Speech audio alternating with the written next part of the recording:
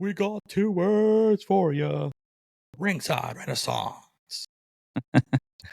Oh, shit. You are now listening to the Ringside Renaissance Wrestling Podcast.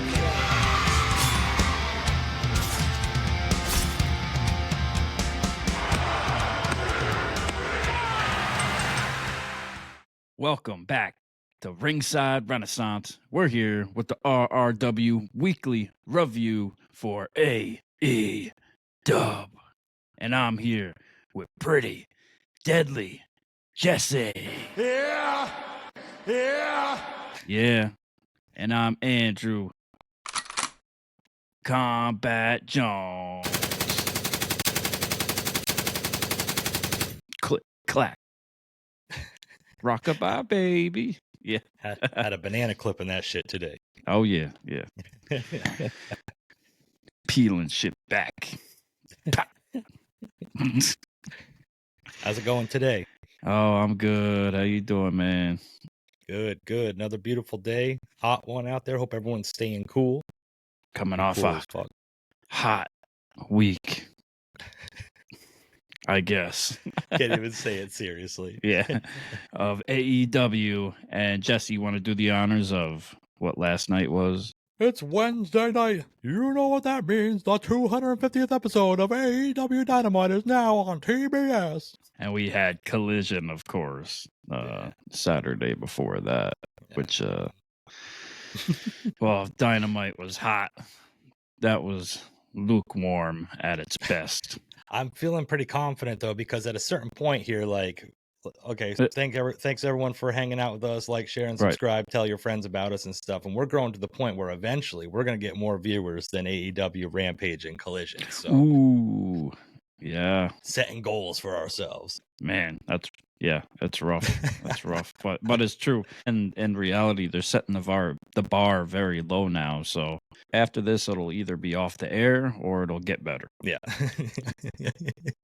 Those are your options. And if you've never watched AEW and people are telling you to tune into it right now, that you must see it, well, you may be a little late to the party. Little late, man. AEW was on fire when they first came out, and now they're smoldering. But yeah, man, oh man, like people that, clown me or make fun of you for wrestling or for still watching WWE, being a grown adult man, I would be like, oh yeah, but you got to check out AEW though. A couple of years ago, I'd be like, you got to see AEW though if you think WWE is funny and you want to make fun of it, because AEW is very different and it's very cool and it appeals to a different demographic too, right? Yeah. Now I wouldn't be telling anybody to go watch it. Unfortunately, I still watch it. We still get some enjoyment out of it, right? Yeah. Not it's funny. Proud of it like I used to be.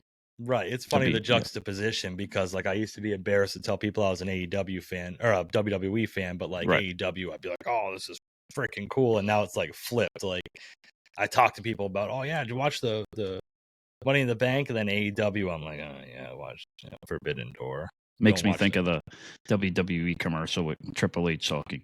I don't know if you've been living under a rock the past couple of years, but WWE is on fire. Yeah. And, just very quickly, we're not going to bury it too much. We're going to get into AEW and stuff, and we still enjoy watching it. But, Dave Meltzer, I saw the other day, Uncle Dave, our friend, unblock me, Dave. We real tight. Yeah, okay. That's about as tight as Bruce Jenner's butthole. So, I saw Dave Meltzer saying the other day the reason why AEW's ratings are so bad is because WWE is so hot right now. No. And like the contrast to when he was like, "Oh, AEW was so good, so WWE had to get better." But when WWE is doing good, AEW is doing worse. Like I thought rising tides raise all ships here, so you can't say, oh, AEW is doing bad because WWE is so hot. It's very contradictory. But well, at least he's admitted WWE's hot right now, right? Yeah. Hey. Even Uncle Dave is watching now. Dave's on Club Fed. Yeah. But we still support AEW, and we especially support the talent and the wrestlers. Yes. for sure. And still waiting for that Ricochet to show up. Maybe haven't really heard any more rumors as far as that's concerned. Not Prince sure. Puma. Is that what his name will be? Yeah, I think so. Is that what it used to be? Yeah. Yeah, when he was in Lucha Underground. Yeah. Oh, okay. Yeah, maybe no. Maybe we'll get it at All In. He'll show up. Lion King or some shit like that. So yeah. Yeah, so AEW Collision, we're not going to touch on this very much. There's a couple little key points we're going to talk about last Saturday. Konosuke Takeshita took on the Dynamite Kid, Tommy Billington. Right. And I'm a big Dynamite Kid fan from back in the day, so someone else taking that moniker kind of just rubs me the wrong way. Pause. But, it was big okay. Shoes to fill. Yeah, and he's good in the ring. He's talented. Takeshita, I think we've mentioned many times, you and I are both big fans of Konosuke Takeshita, and I think that we think he needs to get a lot more shine than he does. And he got the win here. The thing of note was after the match, Don Callis asked Tommy Billington to become part of the Callis family, to which he declined. And then Takeshita and Kyle Fletcher, I believe, to beat him down.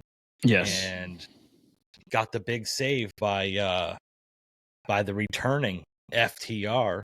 Yeah. With new hairdos and new shoes, I guess. Yeah, FTR is back. We haven't seen them in a while. We weren't sure if maybe they were going to jump ship again, or they just were being kept home by Tony, or whatever the hell was going on with them. But it's good to see them back on AEW TV for sure. Yeah. And, the direction of them is kind of confusing to me. I'm a big FTR fan. I think I've noted that before. I love their in-ring work. Other than Pretty Deadly, they're probably my top favorite tag team of the last 20 years. Yeah, we're a big fans of FTR and here at Ringside Renaissance. Yeah. Without a doubt. I love their work. And, what ends up happening is they're kind of getting lost in the sauce a little bit, I think. I think that they're kind of just going along with whatever creative gives them. And I really feel like they should really be top tier, top guys, as they say. And just to kind of be buried on Collision to come out and help a guy that I don't even think is signed with AEW is kind of interesting for me, Yeah, it was random for sure, but they're Collision guys. Right. Yeah, it's almost like they're two different shows now or something. Well, they are two different shows, obviously, but yeah, and who knows how long it'll be till they will restart their long-lasting, never-ending feud with the Young Bucks, the EVPs. You think we're gonna end up getting that? Yeah. I don't know. I mean, I hope so, but then I don't hope so because it seems like that's all they ever do. But that's like the top of the tag team division also, right? So what choice do we have? Yeah. What else are they going to do? Yeah. That's the thing is like the tag division in AEW is very weak right now, as far as I'm concerned. I think the tag division, they're losing focus on that and trying to put all their focus into this elite storyline. And it's kind of hurting teams that are exclusively tag team wrestlers, and it's kind of putting them on the back burner. And I'm not too big of a fan of that. So it seems like tag team wrestling is just kind of weak in big wrestling promotions in general right now, somewhat, right? Yeah, and I'm a big fan of tag team wrestling too, so to see this and to kind of just have a lot of and that's one of my biggest pet peeves is when they throw two singles wrestlers together, and then like merge their like names together. It's like a lost art now, almost. Yeah, and everybody wants their shine now in this day and age of clout, whatever you want to call it. But here at Ringside Renaissance, we have the best tag team podcast in the world. Tag man. Yeah, that's a hot tag. hot tag. Yeah, hot tag. Yeah, so it's like I said, audience just popped. Yeah, it was a 4-way, and we needed 2 partners. We'd be reaching out to the Brooklyn Power Trip. We know we got, the quadruple titles. Yeah. We could keep going with that. Yeah, we got titles all over. Yeah, shout out RJ and Monty. Hope y'all doing good. And everybody that we mess with, we ain't gonna keep naming everybody every time. You all know who we ride with and stuff, and we really appreciate you all. Then we had just really quick, Kyle O'Reilly and Orange Cassidy was against the United Undisputed Undeclared Kingdom, United Ring of Honor Nations. tag team Yeah. champions. Matt Taven and Mike Bennett. And my thing of note here is that the United Condom fucking got the win. Afterwards, we had a little exclusive, I believe an online exclusive from Orange Cassidy leaving the arena, teasing maybe a little bit of a heel turn. Really? Well, he did pull out the monkey wrench. Fucking clobbered Trent Beretta. Yeah. What a weapon to choose. Yeah. Don't I myself wanna be your monkey wrench. I would have chose a box cutter or something, but Yeah, I mean, that's just me. That's just Kombat Jones, a Yeah. hammer, Yeah. I got the real hammer. Yeah. Even talk to Don Callis and get his screwdriver. Like, what are we doing right now? Yeah, come on. You need a sharper object. Yeah, so Trent Beretta got unscrewed, and Orange Cassidy looks like he's not so freshly squeezed anymore. Maybe it's a past ripe orange. Hey, man, maybe if he goes heel, that'll be good. Maybe that'll be a fresh turn for Orange, You think he'd keep the name? I mean, God, what would he do? I'm sure he could think cantaloupe. He I'm not an orange anymore. I'm a fucking I'm trying apple. to think of something clever that he could call himself, but without, I don't know. There's a couple. Yeah, we're not always 100% on. I'm sorry, but it's early. Let us know in the comments what Orange Cassidy's name should change to when he turns heel. Yeah. The bad orange. The learning. Oh, maybe he'll team up with the learning tree. Like the apple doesn't fall far from the tree, but the orange does. They could always go with that orange mimosa fucking. Yeah, dude, they got history there. Tag title name, I guess. Boom. Yeah. We just figured it out. So the only other thing was the Bang Bang Gang was in a match, but Jay White was out, so they had Juice Robinson come in, and after the match, Christopher Daniels. Yeah, they're under the impression that they are the trios champions. Yeah, they could do the Freebird rule. Yeah. Yes, but as you were getting to, Christopher Daniels now turns heel as the general manager of AEW. I've mentioned before, this whole authority figure thing is so stupid. Like they can use their authority when it benefits the storyline, but when it doesn't benefit the storyline, they're powerless. I think the whole thing's stupid. But I thought he was there to do the right thing too, and help the people out, help the fans and the crowd out. But yeah, he's doing Tony's bidding. We haven't heard or seen shit from Tony in forever now. And that's probably not a bad thing. No, but I mean, it's kind of, he was there and then he wasn't. Coming up on Dynamite, there was something there that was very interesting from Tony Khan, but Yeah, true. Whatever. I don't want to sit here and fucking bash it again for a whole nother hour, but But Christopher Daniels, he comes out and lets the Bang Bang Gang and Juice Robinson know that when somebody gets hurt, they have to vacate the titles if they are part of the team. So they are stripped and no longer AEW Trios Tag Champions. And they handed their 9 belts over, and just because just for the sake of next week on Collision, they're facing the Patriarchy for the Trios titles. Yeah. So what the fuck's the point of stripping them in the first place? I just have them defend it. Like, that was unnecessary. I don't know. It was unnecessary for me, but it just so happened to line up perfectly that they came out and said, "Oh, well, we're taking them from you, but we'll give you them back. We'll give you the chance to have them back, and you can have the match next week." Yeah. We got to strip you for a week. What do you think the outcome of that'll be? You think they're getting them back, or you think they're going to the Patriarchy with the Brazzers stepmom, as they will call it, Nick Wayne's mother? I think the Patriarchy might win this. They don't have anything else really going on, but it doesn't make sense. So if they're just going to have the Patriarchy win, why even strip them? Why not just have them lose the titles legitimately to the Patriarchy? I don't know. Then the Patriarchy is going to have to stay on Collision because they need to keep those trio titles on Collision, or else there's nothing else on Collision.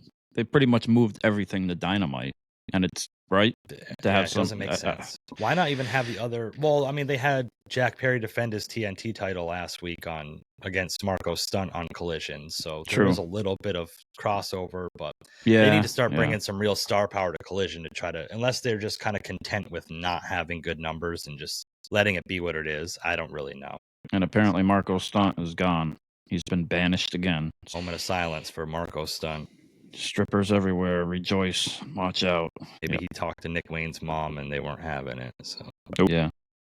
I hear she's got the hottest selling merchandise on AEW, shopaew.com too.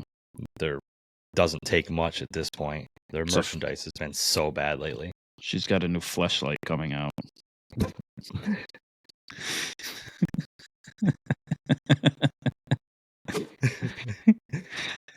How do you know about that? Did you pre-order it?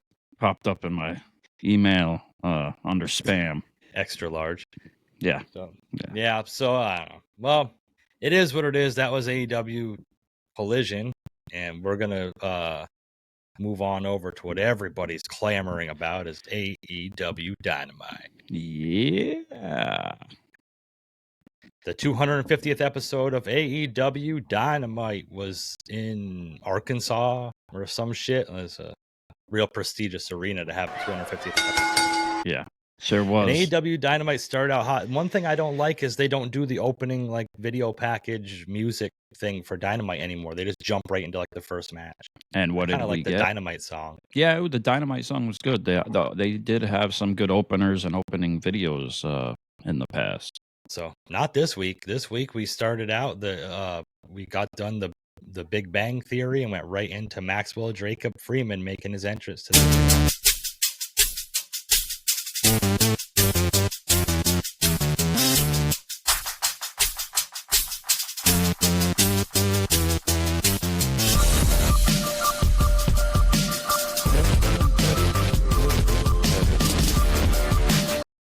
Yeah, the whole song. I do. But And Maxwell Jacob Friedman made his way to the arena and to the ring to face Will Ospreay for the International Championship for the opening on Dynamite.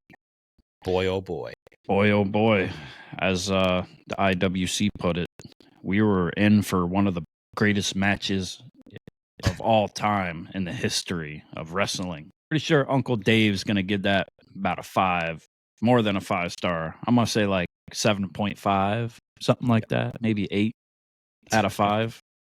Yeah. He had a couple extra stars in his pocket for this one. I mean, Yeah, and for all the shit MJF talks about Uncle Dave and not caring about the star matches and giving Will Ospreay shit about it, he was definitely along for the ride, clout chasing for those stars. this match was a long one. It took up the whole first hour of Dynamite. It confused People the are- shit out of me too. Yeah, the 250th episode of Dynamite, you think they would kind of put more prestige on that, but like you're Right. going to waste the whole, not waste, I'm sorry, you're going to use the whole first hour of your show for one match, even though people are saying, and I respectfully disagree to anybody that says this is one of the greatest matches in wrestling history. I respectfully say that you're a fucking idiot because Yeah, this was not the greatest match of all time. it was a bit of like a double-edged sword to me in some bits because it confused me, and like the match I thought was good for what it was, right? But it confused me because I thought if that would have been on a pay-per-view, it would have been the same exact match. They wouldn't have done anything differently at all. Like that would have been their match, save for a pay-per-view, like the way that they acted. I didn't think we were going to get the full match. I thought we were going to get interference. I thought we were going to get like a disqualification, and it was going to save it for a pay-per-view. So that's what confused me. And I thought it ended up being a good match for what it was. I thought there was like too many false finishes and like kickouts and all that stuff, but that's just what AEW is. So people that love that, love that. But on the other hand, I will give AEW credit for putting that on TV and putting that just on regular live TV and not on a pay-per-view for the fans for that 250th episode, right? Yeah, and there was Yeah. aspects in this match that I really enjoyed, but putting them all together Right. made me dislike it. Like Okay. there were like 4 different points in this match that I'm like, if this segment was its own match, it would be fucking awesome. But the fact that it was lumped in with all the other stuff, it was, we started out some mat wrestling, spilled to the outside. They fought on the A outside couple times it seemed like too. a bunch of times, Yeah. bro. A bunch Yeah. of times. Back and forth. Yeah. Yeah, Will Ospreay set up a table on the outside of the ring that just got teased for like the whole match. They went up into the stands, fought up in the stands.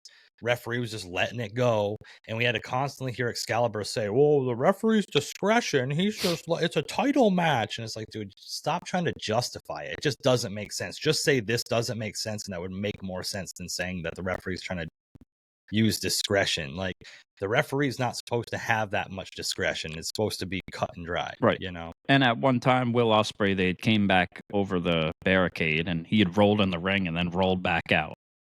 Yeah, to to stop break the up count the when there was no count even. Like the they were ref just up in the stands for 5 minutes. Yeah, and I don't know if it's the time that they were up in stands or what time it was they were up in stands. But you see that little girl, Ospreay told that little girl to hit MJF or slap him on the chest, and then he flipped her off afterwards. Yeah. Key point. One key point here. My first key point of why this was stupid. Okay. If Daniel Garcia came out and Ospreay told him to hit MJF, it would have been a disqualification. But because it's a random fan in the crowd, little girl or not hitting it, it's like, oh, we're just gonna let this go.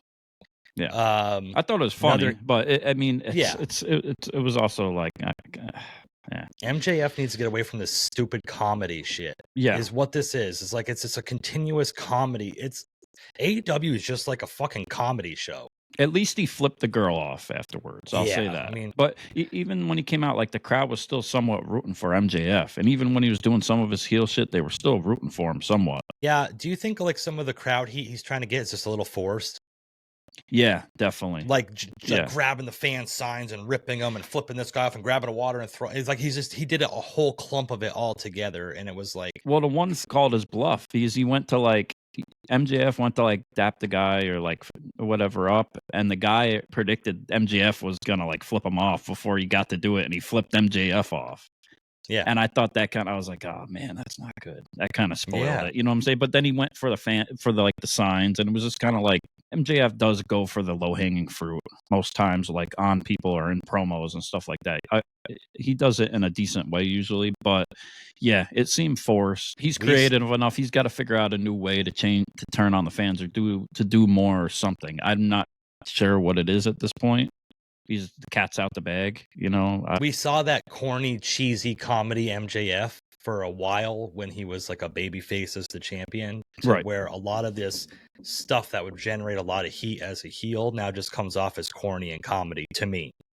So it's like it's hard to go back to, and it's hard to go back. It seemed like he was doing that last week and the week before. It seemed like he was having some success with it, like it was gaining traction, and the fans were turning back off on him. But sometimes less is more. The constant goading the crowd and shit at a certain point, and like you said, the crowd is playing with it. They're not. It's more like friendly, goofy comedy heat, and not like the crowd generally not liking MJF, and it doesn't translate to the screen very well. Sometimes I feel like if you're in the crowd, you got to play along to the story too. Like I love MJF, and if I go there, like of course I want to cheer for him because I love him. But if he's there in the audience and he's right in front of me, he's doing that heel shit, I'm gonna boo him and I'm gonna flip him off. Yeah, because it's just what it like. You're part of the audience too. You're part of the show.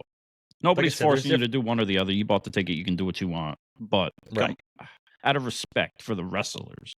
Right. That's how I feel, you know? Yeah.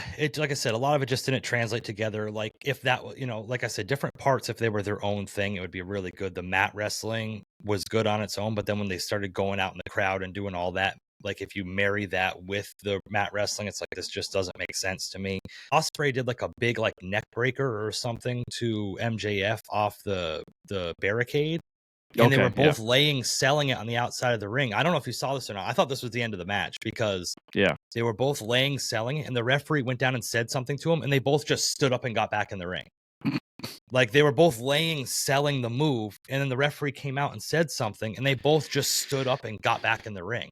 Yeah, I was like, I thought maybe the referee told them, "Hey, it's time to go home." You know what I mean? Like, right. It was odd. Yeah, it was very fucking odd. There was like 4 times I was like, okay, they've gone a while now. Like they've got to be getting to that point where there's like a couple minutes left, tuning it up and Yeah, but Once it got to like 40 minutes, I was like, it's going to the hour. I mean, I thought it was going to be a draw, which would have been a big waste, but that's what I thought was going to happen once they announced the 1 minute thing for sure. Yeah, and in a lot of ways, that would have made more sense to build towards All In. Like they have a draw, and now they're going to All In. But like at this point, like you said, a lot of the false finishes and stuff, they buried almost all of their finishing moves. Yeah, like because they used all of their their signature moves. I won't say their finishing moves, their signature moves. They used all of their signature moves on each other, and everything was a 2 count. Like they just buried every single one of those fucking moves, you know. Yeah, Will Ospreay still can't do a Tiger Driver 902105439. Yeah, that was so stupid. At one point, MJF was on the outside of the ring, and he turned his back to the ring. Oh, and this shit when there's so much to it, but he turned his back to the ring, and he said, "Oh, you can't outsmart me." And then Ospreay hit him with the hidden blade through the ropes. Yeah. And then the referee decides to do a 10 count at that point. Like, oh, we're going to start a 10 count on the outside of the ring. It's like you just let them fight for 5 minutes. Yeah, and Excalibur up in the crowd and back. Got disqualified. Gotta get him back in the ring. Yeah, and then Ospreay went and got him and put him back in the ring, and Excalibur was like, "Oh, that's Ospreay doesn't win like that. That's not the It's not. It's like Jesus Christ, Excalibur." And then we had to hear how many matches Ospreay's had in the last year, probably about 5 times. Right. Oh, Ospreay's had 52 matches in the last year, and MJF's only had 17. And he wasn't afraid to hit the Tiger Driver in those until he got to AEW. He was fine and won all those championships and beat Kenny Omega how many times, but now he just if you don't have a set of balls anymore, apparently. And he did the Tiger Driver on Daniel Bryan, Bryan Danielson, and sorry guys, and if Bryan Danielson would have stayed on the shelf for a couple months and really sold that injury, it would have made sense to not use it. But he was back on TV the next week. In 2 weeks, he was in the Owen Hart tournament, and now he's going for the World Heavyweight title. So that Tiger Driver 50187, shout out ICP. Doesn't really have validity because it didn't put Bryan Danielson on the shelf. Right. It doesn't make any. I don't know. It doesn't make any fucking sense to me. And for all the moves we see in AEW, come on, I don't know. But in the comments, please let us know if you think this was the greatest wrestling match you've ever seen of all time. Let us know why, or let us know where it ranks for you. In those regards, let me ask you: where does it rank for you in matches on Dynamite of all time? I mean, we had a lot of great matches on Dynamite. I mean, I could put it like top 20, maybe. Yeah, okay, I can roll with that. I mean, I'd have to think. There's a lot of matches over the years that were really good on Dynamite. Yeah. So I don't know, but there's so many, really, and it's like, how do we even, yeah.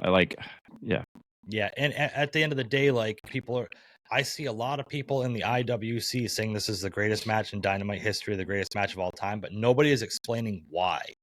Other than, they went a full hour. Well, I've seen a lot of matches go a full hour, and I don't put them on my top favorite matches of all time. Like, yeah, I could say it's maybe one of the best matches we've had on Dynamite in a while.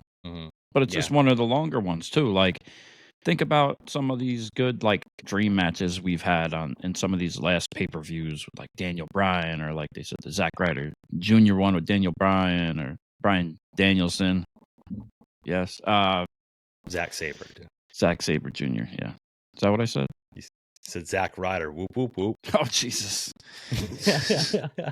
Well, good thing he's not even AEW. Okay. Either of them are. Zack Sabre Jr. Yeah. Gotcha. And it seems like they're all pretty much the same. They just do this reversal into reversal into reversal into no selling into no selling and no false finish. Like it's this whole thing of like a 2.5 minute sequence of reversing everybody's moves into a stare down, and the whole crowd stands up and cheers is fucking corny to me.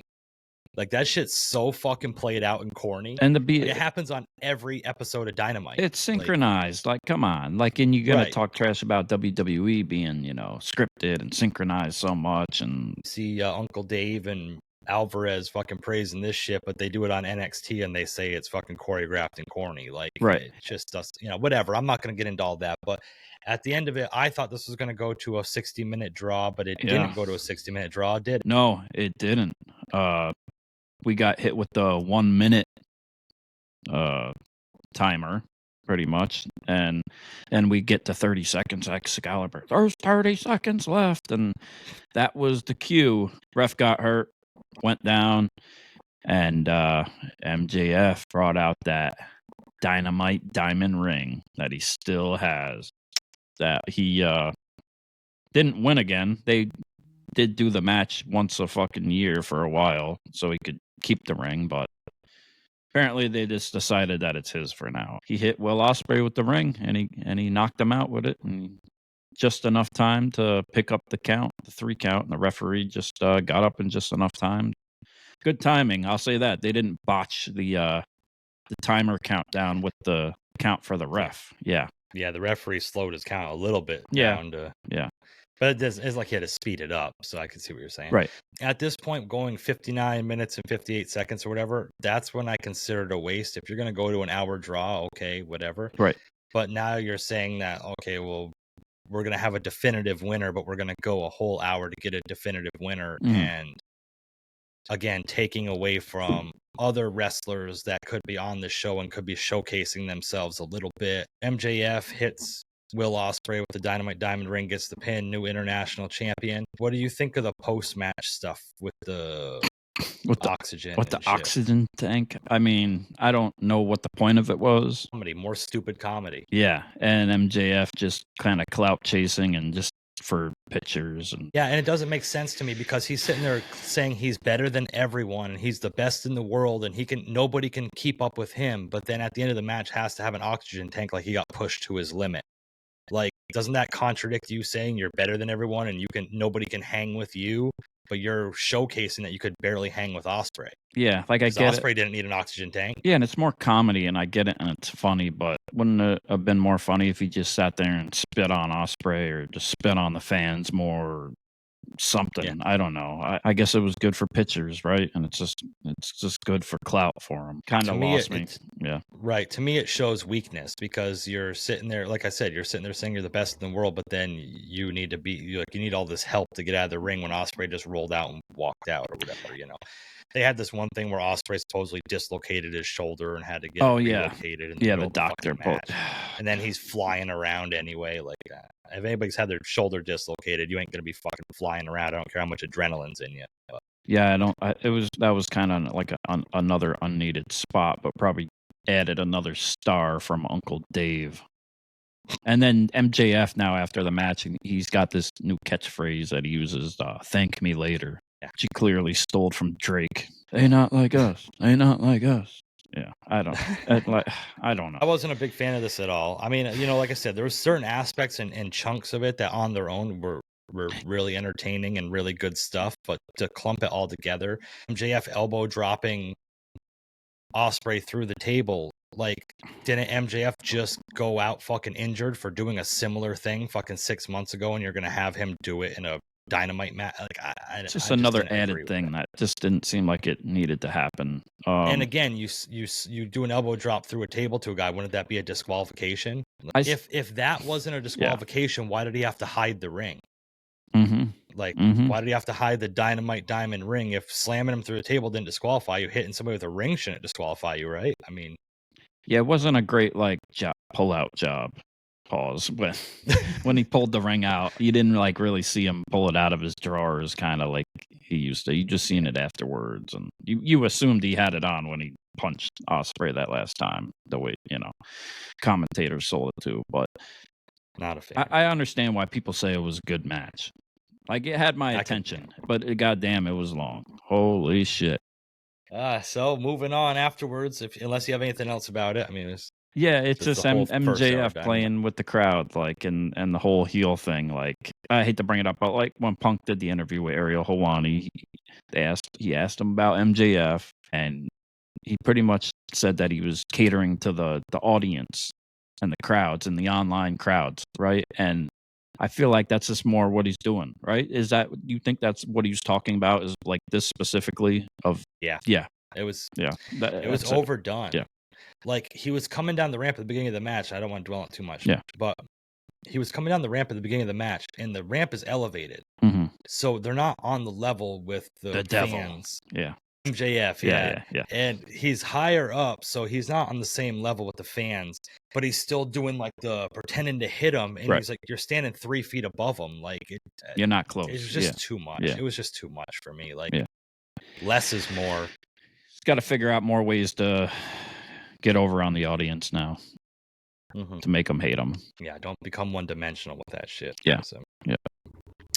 After that riveting match we had Swerve backstage with the Acclaimed and Mark Briscoe, and the Acclaimed said they want to be part of Team AEW, which apparently Swerve can make those decisions because he said, I only want to go to battle with people I've been in battle with before, blah blah blah blah blah. Yeah.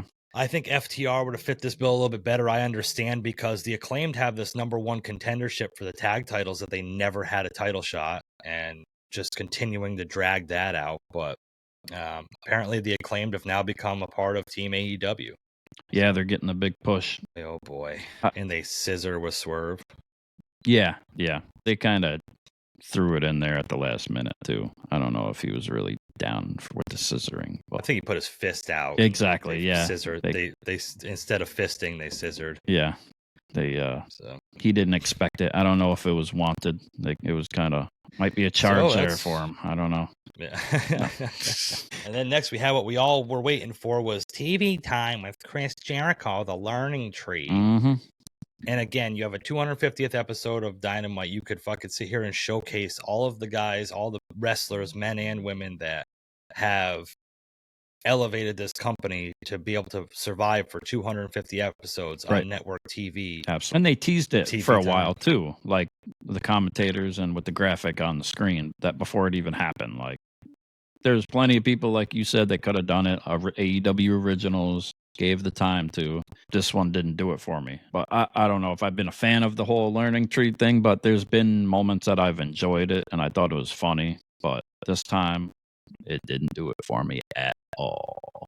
Thought it was corny. The whole thing's corny, and I like Big Bill more than I like Chris Jericho.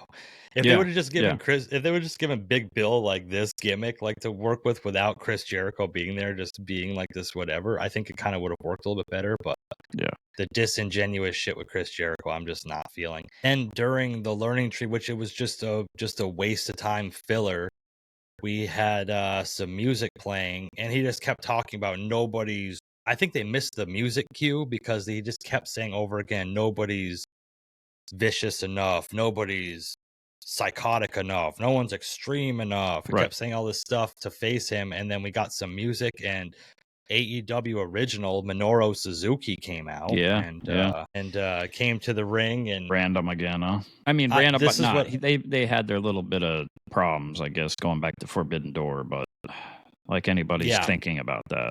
This is the thing, is like he came out with like a executive order from Tony Khan saying he gets to face Chris Jericho next week, and Big Bill and Brian Keith are gonna be banned from ringside. Mm-hmm. So like again, my constant shit that I've been saying is that Tony Khan has the power to do this, but doesn't have the power to stop anything the Elite's doing. Like there's no continuity there. It just the whole thing doesn't make sense. And Chris Jericho has been on the show in storyline aligned with the Elite. So couldn't the EVPs override this, since they can override everything else Tony Khan does? Like the whole thing doesn't make sense continuity wise. Yeah, I'm over it. I don't even know. It's just not even. It just wasn't even funny to me. Like at this point, like the whole Taz and Chris Jericho thing was funny, and the Hook thing somewhat, and with Samoa Joe, but it's like that didn't even happen now. Come on, Chris. Come on, Jericho. Like, come on, man. Come on, brother. Yeah. Like even the way they took out Hook and Samoa Joe and stuff has been just ridiculously stupid to me. So Yeah, I'm just not a fan of this. Since the forklift, we haven't seen them. And then Minoru Suzuki headbutts Chris Jericho, and Big Bill and Brian Keith just stand there. Like, they don't do anything. They don't attack Minoru Suzuki. They're shook. They know he's a crazy old man. Yeah. And he just stood there in the ring. It's not like he headbutted Jericho and, like, took off. Right. Like, he headbutted him and just stood, and they all just stood in the ring looking at each other. This sucks. Bring back Enzo Cash. Come on. But this fucking sucks, man. Just puts, like, I don't know. Put something going on. Where's Miro? Where's Ortiz? Where's fucking the Lucha Brothers? Mm-hmm. Why are we wasting TV time with this Bring fucking nonsense? Private Party out and give us some more shots. Yeah, something. Yeah, they attacked Chris Jericho 2 weeks ago and then nothing. Like, what? I'm so confused about all of this. Everything about it is fucking dumb. And people that are saying, well, you don't pay attention. We're paying attention. Yeah. It's just dumb. Yeah. It's dumb. But you know what wasn't dumb is we got the Elite backstage with Mercedes Moné. That was really riveting. Oh, yeah. Great. Really great. Horrible. In a horrible way. Yeah. This is something I thought was really funny. Until they did the stupid comedy part with Okada at the end of this, you literally couldn't hear anybody from the crowd. When the Elite were on camera, when they said, oh, look, it's the CEO, and they showed Mercedes Moné, the whole segment, you couldn't hear a peep out of that fucking crowd. And tell me any of these guys are over in any way whatsoever. Yeah, usually when you get something like that live backstage, if it's really live, you'll get, well, even if it's not, you'll get an audience reaction. You'll hear it through like the microphone, through the camera, and they'll pipe it in, or however they do it, right? They mix it in. But yeah, nothing. And not even a fucking peep. Yeah, now Okada's had some good little lines here and there lately, but not for this one. I mean, I get it was funny. He's like, ooh, it's hot. But he should have just went, bitch. Tony Schiavone can do it. Okada can do it. You know? That's all we want to hear. Yeah. You know what I mean? So I'm excited to see the ratings of this come out. By the time this episode comes out for us, the ratings should be out. And after that opening match, see what happened. But this most anticipated match, TBS Championship, Mercedes Moné versus Nyla Rose. And I do have to say Nyla Rose is an AEW original. So yeah. At least they had some sort of showcasing of that. And apparently she's a babyface now. Yeah. She has 100 wins, they said, or something like that. Yeah. Or she's the first in the women's division to have 100 wins, or she has over 100 wins, or whatever they alluded to. So yeah, she's an original. Cool. Yeah. And in any way whatsoever could you make anybody in this world believe that in a legitimate fight Mercedes Moné would have any sort of chance against Nyla Rose? Like, right. It wasn't even believable. Like her headlocks, her sleepers, she did like a splash off the top rope, and like the mat barely even made a noise when she landed on the mat. Like, we all knew where this was going. Nobody in their right mind thought that, and the crowd was completely dead for this match too. I mean, it wasn't really much of anything until about half. My personal whatever, people can let us know if you think differently or heard differently. Mm-hmm. But like from like halfway through the Ospreay MJF match, pretty much till the end segment, the crowd was pretty dead. I mean, they were just kind of there for the ride, I guess. Yeah, and from what I seen from people that were there on X or Twitter, they had said that it was still probably pretty empty arena still. Really? Yeah. The camera side looked pretty full, but then like the top was blacked out, so I don't really know. Yeah, who knows what people are even really saying. There's some people said it was quiet, and then somebody was there also, and they said, oh, it was real loud and blah blah blah blah blah. But they also said it wasn't very full, and they'd like to see them scale down to smaller venues, so you got better acoustics and for the audience, like we've talked about before. But but the match, there was nothing. It was the ending of the match that they could have did more with the ending too, with our surprise that we had got a very original way of doing it. But Mercedes tries doing the lockjaw and ends up getting her fingers bit, but then turns it real quickly into she doesn't call it the bank statement anymore. What does she call it? What they call it? The personal loan, the money shot. Shit. Yeah, the money shot. It ends up getting. She had the glove. She was being disrespectful to Britt Baker, pulling out the dentist glove, and hers had big long nails on it too. Smell the glove. Yeah. But Nyla, she bit the glove, the hand that fed, and that didn't work. But it was reversed into the money shot. Yeah. Yeah. Mercedes Moné wins. Did anybody think any differently? To a subtle mum from the crowd. Mhm. And then as she was walking out with her titles, got in the face of a random fan wearing a Sting mask. And it wasn't actually a random fan wearing a Sting mask, was it? It wasn't.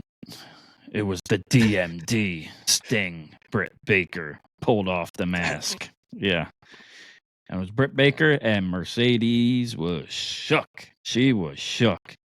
Britt took off after her, and Mercedes didn't want to have any part in it.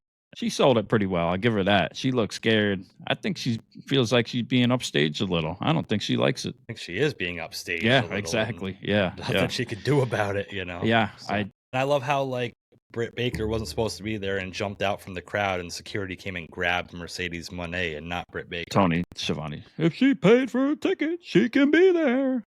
Yeah. She could, but if you pay for a ticket, you can jump the rail too. That's it's nice to know. Yeah. Good job, Tony Schiavone. Yep. Just tell everybody to jump the fucking rails. So we're gonna get that at All In. Yeah. There's a sweet spot for building up for pay-per-view matches. Right. You know, there's like that little sweet spot where it's like you don't want to announce a match too late and you don't want to announce a match too early. And I think they announced a lot of these matches too early to where it's like, how now we already know what the destination is. They have to. The journey's so enjoyable. Yeah. They had to. Like they announced All In way too early because they're trying to outdo what they did last year, and I don't think that's gonna happen. There's no way in hell. No. Like if it does, I give them so much credit for it because that's a lot of people. But and Bryan Danielson won the Owen Hart Cup and is the number one contender at All In. We don't even see him on Dynamite this week. Yeah, how are you building the main event for All In? Is that even gonna be the main event, or is it gonna be the International Championships the main event? Like, obviously, they're giving more time to that. No, it'll probably be Mercedes and Britt Baker. Yeah, hopefully Britt wins. Jeez. We had Tony Storm came out to the. Oh no, it wasn't Tony Storm. Oh no, it was Mariah May came out to the ring. We were swerved, and Mariah May has been killing it, and I'm a big fan of Mariah May, but I wasn't a fan of this promo. It just didn't do it for me.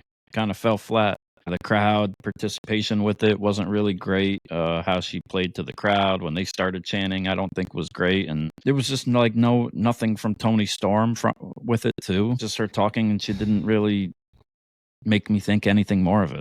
It wasn't a great like I get the explanation, you know, but it was just kind of generic and yeah. To me, it was very forced. Yeah, predictable. Like. Yeah, and she was explaining why she turned on Tony Storm without a legit, like, believable reason for her to turn on Tony Storm. Right. So it was like whatever. And, you know, when she came out to the ring, Tony Schiavone kind of expressed his distaste for Mariah May. Take it away on that one. Yeah. You know? Tony Schiavone said, "Speak, bitch." Yeah. Just speak, bitch. Do you think he meant to say that on like that was part of like the thing, or they wanted to pick that up, or like I have no fucking clue, man. But I was like, oh shit. They're like, I think it threw them off Taz too. And Excalibur were trying to like, hey, Tony, come on. Yeah. I thought that was the best part of the night. It was and what Tony like Schiavone. Has Mariah May done to Tony Schiavone? Like out of all the dirty shit like Britt Baker has done to him, or like other people over the years on TV and been so disrespectful to him and fucked with him, but she deserves the bitch. Yeah. Whatever. All right. It was entertaining. I'll say that. I mean, it was more entertaining than the promo, you know? Yeah. So, I'd give him that. Yeah. Maybe Tony should cut a promo on her next time. I don't know. Yeah. But step it up, Mariah May. Come on. Like I got faith in you. Like, you've been killing it. Like you just had that great spot money shot with Tony Storm. I would have liked to hear something with Ina Shirakawa to do with it too during this promo, but they're building for All In, obviously, and that's her plan all along, as she said. So yeah, they probably won't bring in Mina Shirakawa till Forbidden Door next year and say, "Oh, it's long-term booking." Yeah. Yeah, fucking stupid. Yep. We got to the main event here, and the main event was 10 minutes left. 9 minutes. 9 minutes of. Oh, I'm sorry. Yeah, 9 minutes left. Okay, once the bell rang, 9 minutes left. We had Swerve Strickland against Okada for nothing other than bragging just rights to have a match, I guess. Yeah. It was 9:51, and they said with TV time remaining. I looked at the clock, and then it was 9:51. I was like, oh my god, are you kidding me? Like, this was a forced. Why wouldn't they have this go 20 minutes, 30 minutes? Yeah, forced random match. It's building for Blood and Guts, exactly. which is next week. I didn't even know Blood and Guts was next week. Oh, is it? It's next week? Oh. Yeah, next week. Yeah. Next Wednesday. This next Dynamite? Yes. Okay. Yes. Wow. And it's like building up. It's a big feud building up to that. Team AEW versus the Elite. This grand storyline that just, like, whatever. Yeah. And we're going to give it 9 minutes at the end of the end of the show. And I didn't care for the match too much at all. Nope. Swerve's actually starting to kind of fizzle out for me. It's going a little stale. Yeah. It's just the same stuff. Like, and it's same shit. It sucks that they're like kind of doing him dirty too by giving him just that little bit of time and kind of burying him compared to what we got at the beginning of the show for being the big champion and all. But yeah, I mean, I don't think it was a horrible match for what they did, but at the same time, it was just like, like wasn't anything special either. Wasn't anything memorable. Yeah. It was all there to get to the end, to have the interference, to build for Blood and Guts and have everybody run out and have all these run-ins, and that's it. Yeah, and I don't think anybody in the right mind thought there was going to be a clear finish here. I really, obviously the Elite comes in and attacks Swerve, causes a disqualification. Then both members of Team Elite, Team AEW come out and fight, and it's just it was kind of just sloppy whatever, and they have security guards trying to break everybody up. Yeah, Hangman comes out and he goes for like the Acclaimed more than Swerve. Yeah. So I'm just kind of Jack Perry's out there after he had beat up whatever that guy's name is backstage for no reason. Because Brandon Cutlet, Chicken Cutlet, Brandon Cutler. Chicken Cutlet. Yeah. And then Darby pulls a page out of Sting's book and comes down, suspended by a cable from the roof. Super exciting. The ceiling of the arena. Yeah.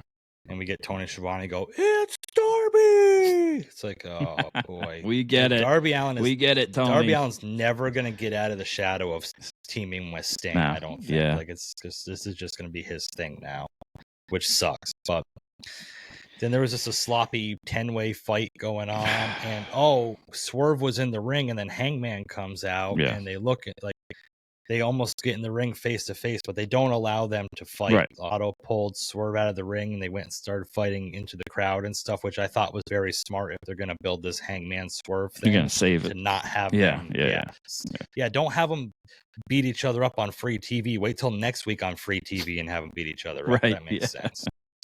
So that's what we have for next week. We have Blood and Guts. We have Team Elite, who is Jack Perry, the Young Bucks, the Hangman Adam Page, and Okada. They weigh about 480 pounds between the five of them. Yep. Against Swerve Strickland, the Acclaimed Mark Briscoe, who Mark Briscoe is the Ring of Honor champion, but he's fighting for Team AEW, and Darby Allin. This is what we got to look forward to. Yeah, I just, unfortunately, I'm sure Darby will go all out and go all in, and hurt himself before he can even get to wrestle at All In again, since it's Blood and Guts, and they'll use him as the real scapegoat to do some type of crazy shit. And probably. I hope he doesn't. I mean, I'm sure he will, but I hope he doesn't, and I hope he makes the All In. I'm assuming it'll probably be him versus scapegoat Jack Perry at All In. I'm predicting. That's what I'm thinking. Yeah. I hope it's a good match, a Blood and Guts match. I don't know. They haven't been all that great, in my opinion. Too much, if you ask me. Again, they do it anyways, and all the time, in every other match. Like, what you had mentioned about Anarchy in the Arena, way back when is like, what are the stakes here? Right. Yeah. What's the stipulation besides it just being a match to have a match? If who wins, what do they get out of it? Right. Control of the company, this, that, the other. Like, there's nothing. And I don't see the Elite losing. Right. Tony hasn't Who's played gonna any take part the of pin? it. Like, Tony Khan Yeah, hasn't right. came in and be like, you guys need to win for my honor because they did this to me, or so we can get back control of this company from the EVPs, or the EVPs Right. win, they'll still have control or they won't. Like, Right. They're all independent AEW wrestlers just saying, I want to be part of Team AEW. and we just want to do a crazy match with a bunch of spots and blood and cages and everything. So, yeah, let us know what you think in the comments. If you're excited for Blood and Guts, what you think the outcome is going to be. Excited to see Darby back, of course. Darby Allin, one of the AEW originals that I always have really enjoyed. I don't think, he's done much lately, unfortunately, but he's one of the ones I still pop for, sure. Yeah. I like to root for Darby, and if he could just stop being his own worst enemy and get out of his own way and just kind of be like a legitimate underdog, baby face, whatever, instead of just wanting to do all the crazy shit all the time, I think it would be a lot more enjoyable. But he's going to need to evolve at some point or another, too. Can't do all that shit forever, either. No. Unfortunately, that's a big issue with a lot of these AEW wrestlers, is that they... Even MJF now. Yeah. So it's the same shit over and over again. It's like, as much as I don't like Jack Perry and I don't like the scapegoat character, and I think the whole Elite thing's fucking stupid, and hope I didn't bury everything too much, at least he's trying something different. At least he switched up. He reinvented himself, his character. You can't say he didn't. As much as I don't like it. Yeah, as much as I don't like it and think it's kind of stupid, like, at least he's trying to change something up. And he used what happened in reality, you know what I'm saying, to blur the lines and change it. Yeah. So props to Jack Perry, even though, it is what it is. Yeah. Yeah, good job, Jack Perry, even though you fucking stink. Yeah. See, we gave him credit for once. There we go. There we go. Look at us being a positive podcast, Right. So looking forward to AEW Blood and Guts and see what they do, and I expect we'll get some type of response from MJF and Will Ospreay, maybe too, to build more for All In, if that's what they choose to do. We'll see what happens with old Danny Boy, Daniel Garcia, if that plays a part in it at all. I don't know. MJF is the new international champion now, too, as we said. Yeah, I'm glad that they keep talking about how prestigious the title was. I'm glad that changed. Yeah. So we'll see what they do to build more, because All In is at the end of August. So we're just a little bit more than a month away. We will see. So whatever you thought about the show, whatever you think about AEW, Dynamite, Collision, Rampage, what you want to see coming or what you liked about it, as we said, let us know in the comments. And we appreciate you watching. Watch out for the next episode. We'll be posting soon. We'll be doing a WWE review, of course, and all that. Hit us up on socials. You already know the deal. This was the RRW Weekly Review for AEW. And that's pretty deadly. Jesse. Yeah! And I'm Andrew Kombat Jones. Yeah. And you've been listening to the Ringside Renaissance Wrestling Podcast. Peace.